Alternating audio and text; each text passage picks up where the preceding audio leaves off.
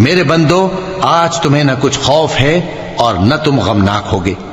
جو لوگ ہماری آیتوں پر ایمان لائے اور فرمانبردار بن گئے، ان سے کہا جائے گا کہ تم اور تمہاری بیویاں عزت و احترام کے ساتھ بہشت میں داخل ہو جاؤ۔ ان پر سونے کی تشتریوں اور پیالوں کا دور چلے گا، اور وہاں جو جی چاہے اور جو آنکھوں کو اچھا لگے موجود ہوگا۔ اور اے اہل جنت، تم اس میں ہمیشہ رہو گے، اور یہ جنت جس کے تم مالک بنا دیے گئے ہو تمہارے اعمال کا صلہ ہے۔ یہاں تمہارے لیے بہت سے میوے ہیں جن کو تم کھاؤ گے، اور گناہگار یعنی کفار ہمیشہ دوزخ کے عذاب میں رہیں گے، جو ان سے ہلکا نہ کیا جائے گا، اور وہ اس میں نا امید ہو کر پڑے رہیں گے۔ اور ہم نے ان پر ظلم نہیں کیا، بلکہ وہی اپنے آپ پر ظلم کرتے تھے۔ اور وہ پکاریں گے کہ اے مالک، اے دوزخ کے نگراں، تمہارا پروردگار ہمیں موت ہی دے دے۔ وہ کہے گا کہ تم ہمیشہ اسی حالت میں رہو گے، ہم تمہارے پاس حق لے کر پہنچے، لیکن تم میں سے اکثر حق سے ناخوش ہوتے رہے۔ کیا انہوں نے کوئی بات ٹھہرا رکھی ہے؟ تو ہم بھی کچھ ٹھہرانے والے ہیں۔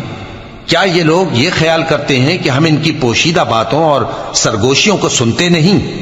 کیوں نہیں، سب سنتے ہیں، اور ہمارے فرشتے ان کے پاس ان کی سب باتیں لکھ لیتے ہیں۔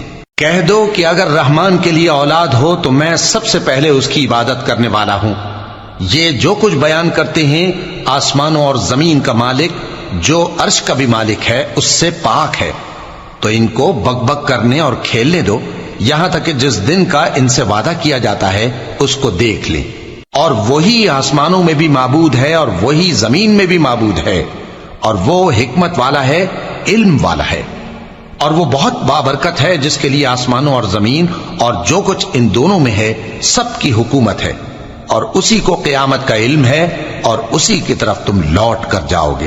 اور جن کو یہ لوگ اللہ کے سوا پکارتے ہیں وہ تو سفارش کا کچھ اختیار نہیں رکھتے، ہاں جو علم و یقین کے ساتھ حق کی گواہی دیں وہ سفارش کر سکتے ہیں۔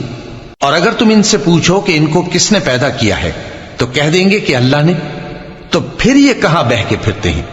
اور بسا اوقات پیغمبر کہا کرتے ہیں کہ اے پروردگار، یہ ایسے لوگ ہیں کہ ایمان نہیں لاتے، تو اے پیغمبر ان سے منہ پھیر لو اور سلام کہہ دو، ان کو عنقریب انجام معلوم ہو جائے گا۔